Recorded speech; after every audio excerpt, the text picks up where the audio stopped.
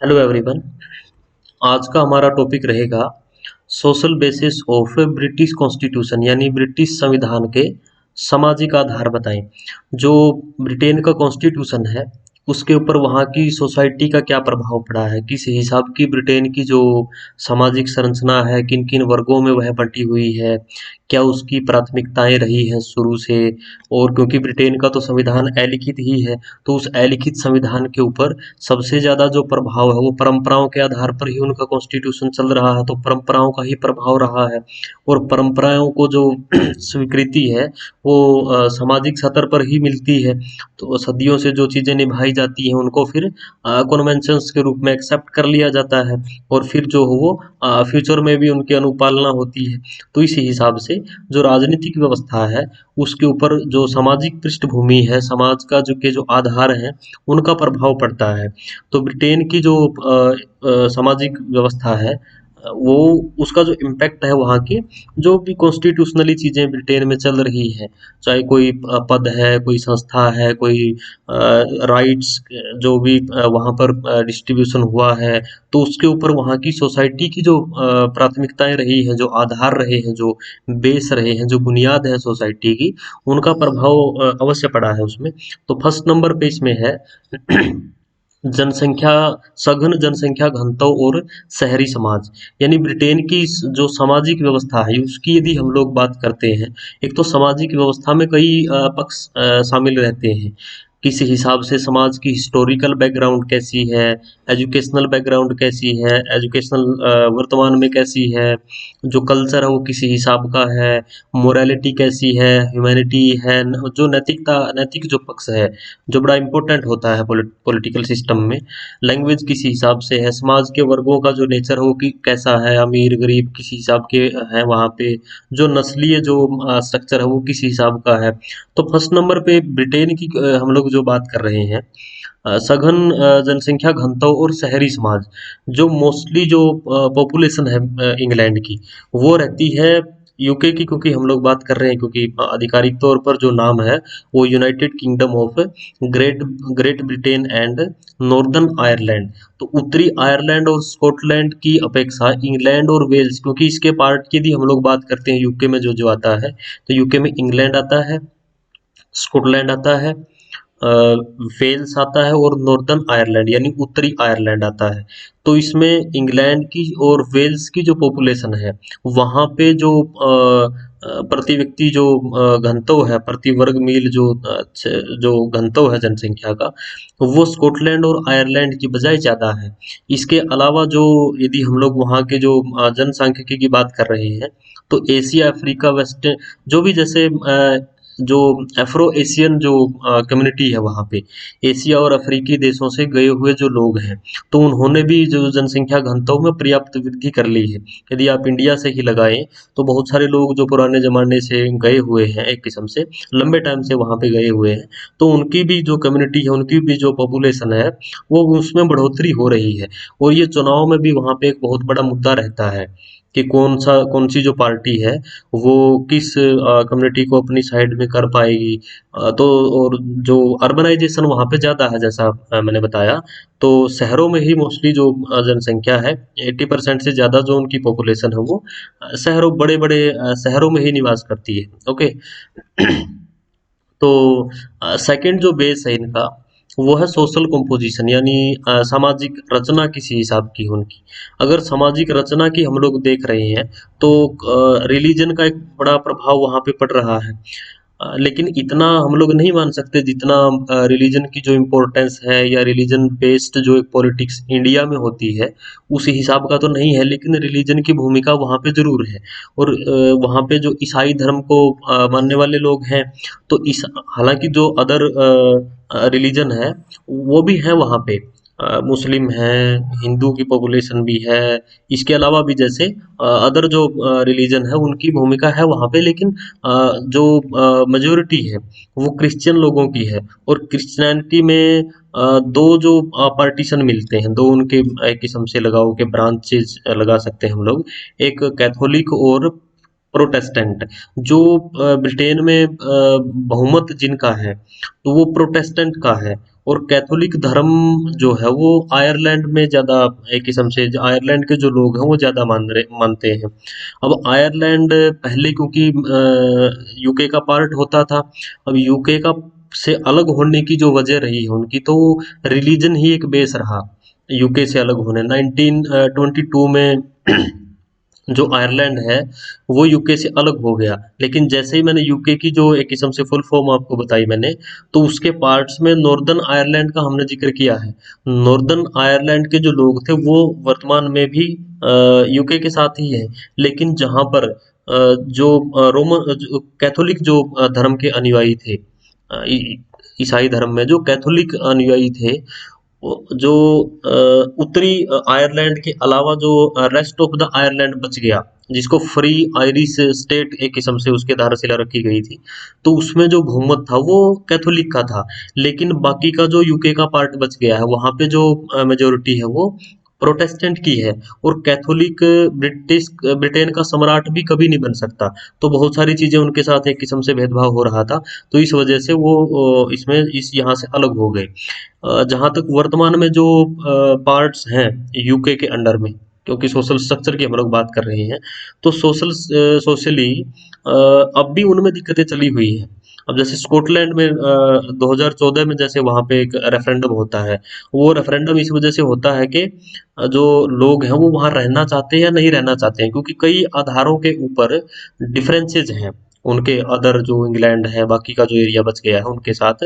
तो उन्होंने रेफरेंडम करवाया, लेकिन रेफरेंडम में एक पॉजिटिव चीज रही कि वो लोग वर्तमान में तो ये मान रहे हैं, 2014 में तो उन्होंने ये मान लिया था कि हम लोग रहना चाहते हैं। लेकिन अब भी जैसे रिसेंटली भी यदि हम लोग बात करें, तो वहाँ पर कुछ दिक्कतें जो हो वो सामाजिक स्तर पर जो डिफरेंसेस वहाँ पे हैं। ओके, नेक्स्ट इसमें है होमोजीनियस सोसाइटी, सहजातीय समाज है उनका। यानी जो सोसाइटी है वहाँ की अलग अलग आधारों के ऊपर बटी हुई नहीं है। पॉलिटिकल जो उनके व्यूज हैं, जो पॉलिटिकल लाइफ है, जो एक किस्म से जो राजनीतिक संरचना कैसी होनी चाहिए देश की, लॉर्ड हाउस होना चाहिए कि नहीं होना चाहिए, अभी उन्होंने खत्म नहीं किया है। कोई वर्ग ये नहीं कह रहा वहाँ पे कि इसको खत्म करना चाहिए, ये इस हिसाब से समानता है वहाँ पे। जो राजा का जो पद है, राजतंत्र की जो व्यवस्था है, तो उसमें सबका बिलीफ है। जो भी वहाँ पे प्राचीन संस्थाएं काम कर रही हैं, जो सदियों से काम करती आ रही हैं, पॉलिटिकल उनका एक स्टैंडर्ड है, एक उनकी उनका रोल है, उनके हाथ में कुछ पावर है नहीं है जो भी है, तो उसके ऊपर लोगों में मतभेद नहीं है। वहाँ पर क्या है, समानता है।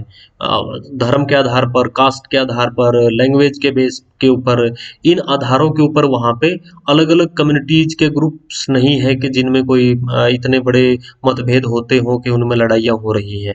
तो वहाँ में क्या है, सहजातीय समाज है और जातीय समरूपता एक किस्म से है, और जातीय समरूपता की वजह से ही वहाँ पे राजनीतिक एकरूपता भी पाई जाती है। हालांकि अभी गठबंधन सरकारें बनने लग गई हैं, लेकिन फिर भी जो व्यूज जो पब्लिक के हैं, तो पब्लिक के व्यूज लगभग सेम ही है। वो राजनीतिक व्यूज के आधार पर या पॉलिटिकल मत के आधार पर, वो राजनीतिक मत के आधार पर आपस में एक किस्म से इतने कोई मनभेद करने की चेष्टा नहीं करते, और वो इतना सीरियसली इन चीज़ों को नहीं लेते हैं जिस तरह से पॉलिटिक्स जो सामाजिक पृष्ठभूमि है इंडिया की, वहाँ पर हम लोग राजनीतिक मुद्दों के ऊपर जो जिस हिसाब की हम लोग एक कट्टरता दिखाते हैं, हम लोग एक किस्म से हम लोग उन उन विषयों को इतनी इम्पोर्टेंस देते हैं, वो नहीं देते हैं। ओके, नंबर इसमें नेक्स्ट पॉइंट क्या है, वर्गीय भेदभाव और एक रूढ़िवादी समाज। दो चीजें इसमें कवर अप है। एक तो वहाँ पे क्या है, अलग अलग क्लासेज हैं। क्लासेज तो वहाँ पे जो जैसे लॉर्ड हाउस है या कंजर्वेटिव पार्टी है, वो अमीर वर्ग की मानी जाती है। लेबर पार्टी है, जो वहाँ की लिबरल पार्टी है, वो वहाँ का जो मध्यम वर्ग है, और जो जो निचला तबका बच गया उसकी पार्टी मानी जाती है, तो वर्गों का इसी हिसाब से भी एक डिफरेंस है। इसके अलावा एक डिफरेंशियल सोसाइटी, इसको वोल्टर बेगोट ने नाम दिया था ब्रिटेन के बारे में, कि जो ब्रिटेन का की जो सोसाइटी है अल्टीमेटली, यदि हम लोग सामान्य तौर पर उसको देखें, अंतिम सतर पर हम लोग उसको देखें, तो यह एक श्रद्धा प्रधान समाज है। अब इस श्रद्धा में दो तीन चीजें बड़ी इंपॉर्टेंट है। जो रॉयल फैमिली के प्रति उनकी उनका सम्मान है, उनकी आस्था है, उसको वो लोग नहीं छोड़ना चाहते हैं। जब भी जैसे जो शाही परिवार है उसमें कोई फंक्शन वगैरह होता है, उसमें कोई बड़ा आयोजन होता है, तो लोग बड़ी शिरकत करते हैं, उसको इम्पोर्टेंस देते हैं, उनका सम्मान करते हैं। और जो भी बड़ी वहाँ पे पदवी वगैरह किसी को दी जाना, सम्मान दिया जाना है, तो महारानी के हाथों दिलाया जाता है। तो लोगों में भी लोग, उनकी आस्था है लोगों की, उनकी आस्था उनके पॉलिटिकल सिस्टम के प्रति भी है, परंपराओं में भी उनकी आस्था है। तो श्रद्धा जो है वो पॉलिटिकल जो लीडर्स हैं, पॉलिटिकल जो सिस्टम है उसके प्रति भी उनकी एक श्रद्धा है। तो जो लोग हैं वो एक वहाँ पे जो कुलीन वर्ग है, वो कुलीन वर्ग की जो लीडरशिप है उसको बड़ा लाइक करते हैं। यानी जो उच्च वर्ग है वहाँ का, तो वही चीज़ों को उनके देश को जैसे आगे लेके जाए। इसी वजह से वहाँ पे अधिकांश जो सरकारें रही हैं वो कंजर्वेटिव पार्टी की रही है। तो जैसा मैं पहले आईडी में बात कर रहा था कि जो उच्च वर्ग है उसका रिप्रेजेंटेशन करता है कंजर्वेटिव पार्टी और लॉर्ड हाउस। अब लॉर्ड हाउस की इतनी इंपॉर्टेंस रही नहीं है, तो कंजर्वेटिव पार्टी वहाँ की जो अहम जो एक किस्म से या पैतृक रूप से जो लोग इंग्लैंड के ही निवासी हैं, तो उनके जो उनसे जुड़ी हुई जो मुद्दे हैं उनको उठाने का काम करता है अनुदार दल, जो कंजर्वेटिव पार्टी है, जो रूढ़िवादी दल है। तो इस हिसाब से, क्योंकि ब्रिटेन की जो सोसाइटी है वो परंपरावादी ज्यादा है, तो परंपरावादी जो राजनीतिक दल है वो उनके ज्यादा निकट है। ओके, नेक्स्ट इसमें है द एस्टेब्लिशमेंट चर्च, यानी जो व्यवस्थित चर्च वहाँ पे है। देखिए चर्च का हम लोग ये पहले भी बात कर चुके हैं कि कैथोलिक और प्रोटेस्टेंट की वजह से डिफरेंसेस हैं उनके बीच में, लेकिन ऐसा नहीं है कि उसमें कोई सोसाइटी में कोई बहुत बड़ा बदलाव आने की कोई परिस्थिति है। हालांकि उनके साथ आयरलैंड के जो भी, जैसे अभी उत्तरी आयरलैंड है यूके का पार्ट, बाकी का जो आयरलैंड का हिस्सा है जो भी यूके का पार्ट नहीं है, जो अलग एक देश बन चुका है, तो वहाँ के उनके साथ पहले भेदभाव होता रहा। इसी वजह से उन्होंने 1922 में जो इसको छोड़ दिया यूके को। लेकिन उसके बावजूद भी जो ब्रिटेन की जो एक स्थिति है दुनिया में, जो ब्रिटेन की इमेज है वो एक सेक्युलर कंट्री की इमेज है। ऐसी इमेज नहीं है कि धार्मिक मामलों के आधार पर ही सारी चीज़ों को डिसाइड किया जाता है। वहाँ पे एशिया अफ्रीका से गए हुए लोग भी हैं, वहाँ पे अदर कम्युनिटीज भी हैं, वहाँ पे बहुत सारे और भी कोई छोटी कंट्रियों से गए हुए लोग हैं। तो उनके साथ धार्मिक आधार पर किसी तरह का कोई भेदभाव, कोई डिस्क्रिमिनेशन नहीं होता है। तो एक सेकुलर कंट्री की स्थिति में है, यानी जो चर्च की भूमिका है वो एक बैलेंस तरीके से है, एक देश को व्यवस्थित तरीके से चलाने में है। ऐसा नहीं है कि कट्टरता फैलाने में चर्च की भूमिका नहीं है, पहले भी नहीं रही है, अब भी नहीं है। ओके, नेक्स्ट इसमें है प्रवासियों की समस्या और जातीय तनाव। अब ये द प्रॉब्लम ऑफ जो इमिग्रेंट्स और जो रेशियल जो टेंशन है वहाँ पे, ये एक समझने वाली चीज है कि जो लोग एशिया अफ्रीका से गए हुए हैं वो नॉन वाइट मैंस में एक किस्म से काउंट होते हैं, यानी ब्लैक पीपल्स में वो काउंट होते हैं, काले लोगों में काउंट होते हैं। तो जो नस्लीय आधार पर हिंसा है, जो वहाँ पे एक तनाव है, वहाँ पे एक लगाव के एक मतभेद है सोसाइटी के सतर के ऊपर। और ये मानना पड़ेगा, बेशक जो है इंग्लैंड कितने ही बड़ी कंट्री हो, कितना ही आधुनिक देश हम लोग उसको कहें, लेकिन भेदभाव वहाँ पे ये श्वेत और अश्वेत का जो मुद्दा है वो अमेरिका में भी और ब्रिटेन में भी, इंग्लैंड में भी, तो ये मायने रखता है। और इस आधार पर लोगों को बहुत कुछ सहना पड़ता है। जो लोग भारत से गए हैं, जो लोग एशिया के अलग अलग देशों से गए हैं, जो लोग अफ्रीकन जो भी कंट्रीज हैं, तो वहाँ से गए हुए लोग हैं, तो उनके साथ समय समय पर इस तरह की घटनाएं सुर्खियों में आती रहती हैं और हिंसा जो है वो अंजाम दी जाती है। यानी इसका सीधा मतलब ये है कि वहाँ की जो सोसाइटी है उस सोसाइटी में कहीं ना कहीं कुछ कमियां हैं, कुछ ऐसे मतभेद हैं कि वो लोग लाइक नहीं करते हैं। श्वेत जो लोग हैं वो गोरे लोग काले लोगों को लाइक नहीं करते हैं। तो ये जो चीज़ है ये वर्तमान में भी नहीं छोड़ी जा रही है। और जिस टाइम पे भी वहाँ पे इलेक्शन होते हैं, हर पार्टी जो एशिया अफ्रीका मूल के जो निवासी हैं उनके उनका एक किस्म से दिल जीतने का प्रयास करती है कि आपको यहाँ पे इनसिक्योरिटी हम लोग फील नहीं होने देंगे, आपके फेवर में चीज़ें हम लोग करेंगे, तो इस वजह से आप हमें वोट दे दीजिए।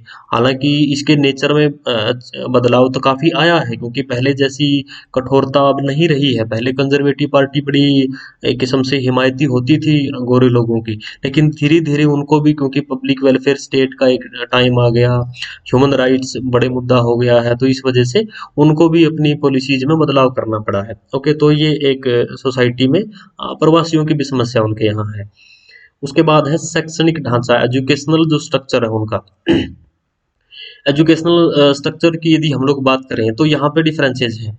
यहाँ पे वहाँ का जो अमीर तबका है, अमीर तबके के जो बच्चे हैं वो वहाँ के पब्लिक स्कूलों में पढ़ते हैं, और पब्लिक स्कूलों में पढ़ते हैं, फिर आगे फिर जो भी जैसे टॉप लेवल की यूनिवर्सिटीज हैं, यदि हम लोग रैंकिंग की भी बात करें दुनिया में यूनिवर्सिटीज में, तो ब्रिटेन की कई यूनिवर्सिटियों का नंबर आता है। कैम्ब्रिज यूनिवर्सिटी है, ऑक्सफोर्ड यूनिवर्सिटी है, उनमें उनके एडमिशन हो जाते हैं। और फिर वही जो भी उनके सरकारी जो पोस्ट होती हैं, बड़ी बड़ी जो टॉप लेवल की पोस्ट हैं ब्रिटेन में, फॉर्मल जो भी एक किस्म से ढांचा है, और चाहे न्याय व्यवस्था हो, चाहे प्रशासनिक व्यवस्था हो, चाहे राजनीति हो, उसके जो भी जैसे हाई क्लास जो उनकी है, इलीट क्लास जो है, अमीर जो वर्ग है, उनके बच्चे जो पब्लिक स्कूलों से पढ़े हुए बच्चे होते हैं, वही टॉप लेवल की पोस्ट लगते हैं। बाकी जो हैं वो सेकेंडरी स्कूलों में या फिर जो कॉम्प्रिहेंसिव स्कूल्स वहाँ पे हैं, तो जो मिडिल क्लास है या फिर जो भी जैसे लेबर क्लास वहाँ पे है, उनके बच्चे वहाँ पे वो कम सिक्री मिलते हैं, वो कम सफल हो पाते हैं। तो एजुकेशनल जो एक ढांचा है उनका, तो उसमें कहीं ना कहीं ये चीज़ें ये थोड़ी कमियां हैं उनकी। ओके, नेक्स्ट है जनसंचार के साधनों का प्रभाव, इम्पैक्ट ऑफ मास मीडिया। देखिए, मीडिया का जो रोल है वो वर्तमान में बहुत ज़्यादा बढ़ गया है, चाहे कोई विकसित देश हो, चाहे कोई विकासशील देश हो। प्रिंट मीडिया है, इलेक्ट्रॉनिक मीडिया है, सोशल मीडिया आज के टाइम पे एक बहुत बड़ा एक मायने रखता है। और इसमें यदि हम लोग बात करें तो वहाँ के जो टॉप लेवल के या जो फेमस जो उनके न्यूज़पेपर्स हैं, अब वो भी पॉलिटिकलाइज उन वो हो गए हैं। द टाइम्स है, डेली टेलीग्राफ है, इनके ऊपर कंजर्वेटिव पार्टी का कब्जा हो गया है, ये उनके फेवर की चीजें लिखते हैं, आर्टिकल्स आते हैं इसमें। गार्जियन जो है उसका जो झुकाव है वो लिबरल पार्टी की उदारवादी दल के प्रति है। डेली मिरर है, या फिर जैसे और जो उनके जो समाचार पत्र हैं बाकी के, उनका कहीं ना कहीं साम्यवादी टाइप के विचार हैं, हालांकि कम है वहाँ पे, इतनी नहीं है। ये जो लेबर पार्टी बच गई है वो उसकी तरफ उनका एक झुकाव है। तो जो जनसंचार के साधन है उसके ऊपर कोई सरकारी वहाँ पे कंट्रोल नहीं है, क्योंकि ब्रिटेन जो है वो प्राइवेटाइजेशन वहाँ पे है, पूंजीवादी देश है। तो वहाँ पे फ्रीडम दी गई है, तो सरकार के अंडर में, सरकार के नियंत्रण में जो मास मीडिया है वो नहीं है। और वो खुलकर जो हो वो जो पब्लिक लाइफ है, जो पब्लिक स्पेयर है, जो राजनीतिक क्षेत्र है, वहाँ पर जो दिक्कतें होती हैं, जो राजनेताओं की कमियां होती हैं, उनको वो खुले तौर पर जो है वो उठाते हैं। बीबीसी जो है, ब्रिटिश ब्रॉडकास्टिंग कॉरपोरेशन, जिसका हम लोग नाम सुनते रहे हैं, बीबीसी लंदन का, तो उसके द्वारा ये रेगुलेट भी होते हैं। दो संस्थाएं हैं, प्रेस काउंसिल है जैसे, तो रेगुलेट भी होते हैं। इट मीन्स जो भी कायदे कानून है, रूल रेगुलेशंस हैं जो मीडिया के ऊपर रहती है, तो मीडिया को ही की संस्थाओं को ही ये जिम्मेदारी दी गई है कि आप अपनी जो एक किस्म से एंडिंग लाइन है वो खुद ही आप खींच लीजिए कि कहाँ तक का दायरा आपका बनता है, कौन से नियम कायदे कानून आपके ऊपर लागू होंगे। ओके, नेक्स्ट इसमें है इरेगुलर मैरिड लाइफ। ये देखिए, ये जैसे अमेरिका में एक किस्म से गन कल्चर आज के टाइम पे बड़ा फेमस हो रहा है, क्योंकि वहाँ पे उसकी उनकी जो ड्रॉबैक है वो सामने आ रहे हैं। ऐसे ही जो अनियमित वैवाहिक जीवन है, जो भी जैसे इस टाइप की बड़ी कंट्रीज हैं, तो वहाँ पे जो ज़्यादा एजुकेटेड लोग हैं, तो उनकी जो लाइफ का जो सोचने का उनका नज़रिया है वो बिल्कुल उल्टा हो रहा है। तो 16 वर्ष से अधिक आयु के लोग, देखिए बड़ा इंटरेस्टिंग सा एक फैक्ट है, अधिकतर लोग कुंवारे हैं, शादी नहीं करवा रहे हैं। उनके माइंड में क्या चल रहा है, तलाकशुदा हैं, तलाक, और बड़े जल्दी जल्दी तलाक होते हैं। ये जो इस टाइप की चीज़ें हैं, ये भारत जैसे देशों में इतना अभी भी पॉसिबल नहीं हुई है। एक किस्म से लोग फॉलो जरूर करने लग गए हैं, ये जो भी इस टाइप की नकारात्मकता है, लेकिन जल्दी-जल्दी वहाँ पे तलाक हो जाते हैं। तलाकशुदा हैं बहुत सारे। सामाजिक मामलों के जो जानकार हैं वो क्या बोल रहे हैं कि इसमें बहुत सारी वजह है इसकी। एक तो हेल्थ में गिरावट है, लोग जो हो वो टेक्नोक्रेट ज़्यादा हो गए हैं, प्राइवेटाइजेशन ज़्यादा है तो हेल्थ के प्रति कॉन्शियस नहीं है। एक आय का कम होना भी एक कारण हम लोग कह सकते हैं, क्योंकि यदि हम लोग जो भी जैसे उनकी इमर्जिंग ट्रेंड्स की बात करते हैं, तो उसमें मंदी का भी एक दौर रहा, तो उसमें भी एक किस्म से यदि आपकी प्रोफेशनल लाइफ में कोई दिक्कत है, तो वो जो फ़ैमिलियल लाइफ है उसके ऊपर भी उसका एक इम्पैक्ट पड़ता है। ड्रग्स जो है बहुत ज़्यादा लिया जाता है, वाइन्स का शराब का सेवन बहुत ज़्यादा किया जाता है। इसके अलावा जो आपराधिक प्रवृत्तियाँ हैं, जो असामाजिक व्यवहार है, तो उसका भी एक अहम रोल है कि वहाँ की जो सोसाइटी है, उस सोसाइटी में क्या है, जो रिलेशनशिप है वो कायम नहीं हो पा रही है।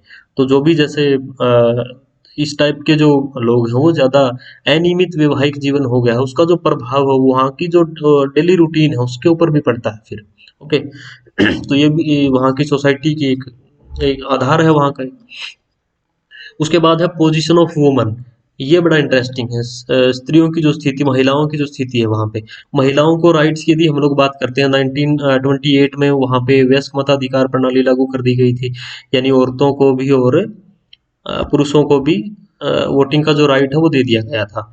इसके अलावा जो भी जैसे सोशल राइट्स हैं, इकोनॉमिक राइट्स हैं, जो राजनीतिक अधिकार हैं, चुनाव लड़ सकती हैं, वोट डाल सकती हैं, वो कोई भी जैसे सोसाइटी में अगर वो कोई पहल करना चाहती हैं तो वो कर सकती हैं, कोई भी बिजनेस कर सकती हैं, तो पुरुषों के बराबर ही उनको राइट मिला हुआ है। और पॉलिटिकल सेक्टर की यदि हम लोग बात करते हैं, तो इसमें यदि उनके शीर्ष नेतृत्व की बात की जाए, प्रधानमंत्री के पद की बात की जाए, तो उसमें 2 ही महिलाएँ अब तक आई हैं। 1979 में अनुदार दल की जो नेत्री मार्गरेट थैचर, जो बड़ी पॉपुलर पीएम रही, इंदिरा गांधी को जैसे हम लोग यहाँ मानते हैं, सशक्त पीएम रही ब्रिटेन की वो, तो वो पहली प्रधानमंत्री बनी। और 2017 में अभी जैसे जो प्रधानमंत्री है वहाँ पे बोरिस जॉनसन है वर्तमान में, कंजर्वेटिव पार्टी के। इनसे पहले जो प्रधानमंत्री थी वो थी थेरेसा मे।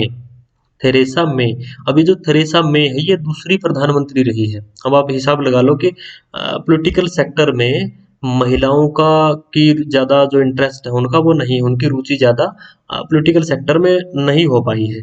बट बाकी के जो भी सेक्टर हैं तो उसमें खूब जो हुआ। हाँ, 2019 के जो चुनाव हैं उसमें एक बड़ी एक किस्म से ये एक उल्लेखनीय एक चीज़ हुई है कि 220 महिला प्रत्याशी जो ब्रिटिश संसद के जो चुनाव हुए, आम चुनाव जनरल इलेक्शन जो हुए ब्रिटेन में, तो उसमें 220 जो महिला प्रत्याशी हैं वो विजित हुई हैं, और ये अब तक का रिकॉर्ड है। सबसे ज़्यादा जो महिलाएं चुनी गई हैं जो वहाँ की पार्लियामेंट में, तो ये 2019 में चुनी गई है। तो अब धीरे धीरे बढ़ रहा है जो महिलाओं का जो पार्टिसिपेशन है, पॉलिटिकल जो पार्टिसिपेशन है, पॉलिटिक्स में जो उनकी आने की एक गति है, तो वर्तमान में उनकी उनकी जो भागीदारी है उसमें वृद्धि हो रही है।